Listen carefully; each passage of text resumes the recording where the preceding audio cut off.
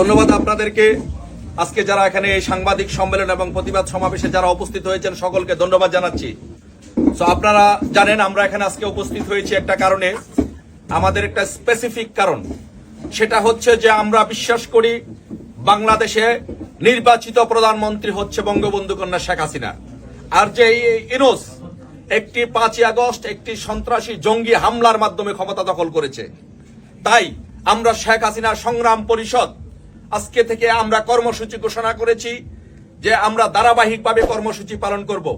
আমরা ছোট ছোট কর্মসূচি দিব। যদি ইনুস বুঝতে ব্যর্থ হয় আর সে যদি স্বইচ্ছায় পদত্যাগ করে যদি আমাদের নির্বাচিত প্রধানমন্ত্রী বঙ্গবন্ধু কন্যা শেখ হাসিনার কাছে ক্ষমতা হস্তান্তর না করে তাকে যদি স্বপদে দায়িত্ব ফিরিয়ে না দেয়, তাহলে আমরা ফাইনাল কর্মসূচি ঘোষণা করেছি। আপনারা জানেন যে আমরা কর্মসূচি ঘোষণা করেছি।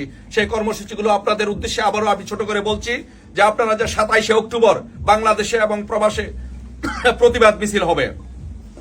3রা নভেম্বর সারা বাংলাদেশে বিক্ষোভ সমাবেশ আমরা ঘোষণা করেছি এবং 10ই নভেম্বর ঢাকা ও গাজীপুরে হরতাল কর্মসূচি পালন করব এবং 17ই নভেম্বর সারা বাংলাদেশে একসাথে হরতাল পালন করব।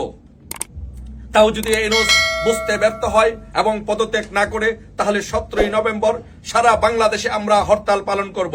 তাও যদি ইনুস ব্যর্থ হয়, বুঝতে যদি ব্যর্থ হয় এবং যদি শেখ হাসিনার কাছে যদি ক্ষমতা হস্তান্তর না করে, তাহলে 24শে নভেম্বর আমরা ঢাকা অবরোধ কর্মসূচি পালন করব।